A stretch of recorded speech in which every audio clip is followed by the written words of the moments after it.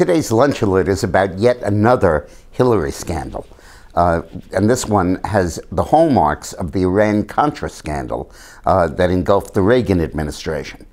Because Hillary had an off-the-shelf intelligence operation working with her. It's not clear she founded it, but it is clear she got information from it, headed by her old friend and close associate, Sidney Blumenthal.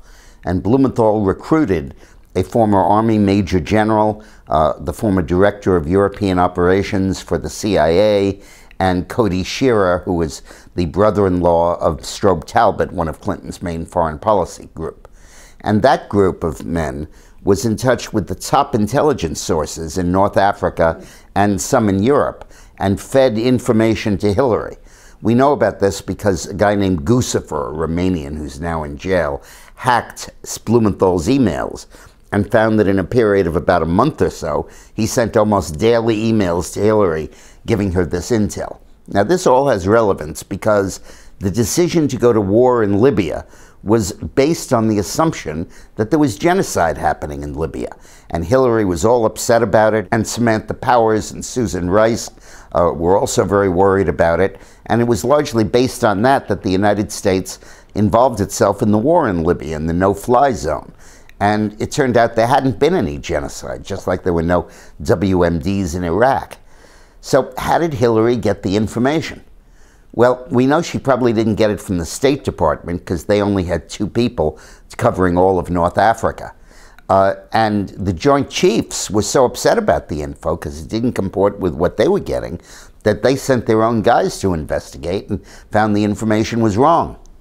But what we do know is that this rogue intel operation very much wanted to encourage U.S. involvement in the war in Libya. In fact, the general, former Major General Grange, who was involved in this operation, set up a group called Osprey, which was one of these strategic consulting firms. And Osprey subsequently got a contract with the new Libyan government that we helped put in there with our air operations over Libya. So the question everybody needs to ask is, did Hillary lead us into an unnecessary war on the strength of rogue, off-the-shelf, unconfirmed intelligence reports funneled to her by her best buddy, Sidney Blumenthal? And by the way, this war cost us $1 billion, but more importantly, it was where the Al-Qaeda and ISIS and all those groups got their sophisticated weaponry. Earlier, they'd gotten it from the Afghan war against the Russians, and now they were getting it from the U.S. war against Gaddafi.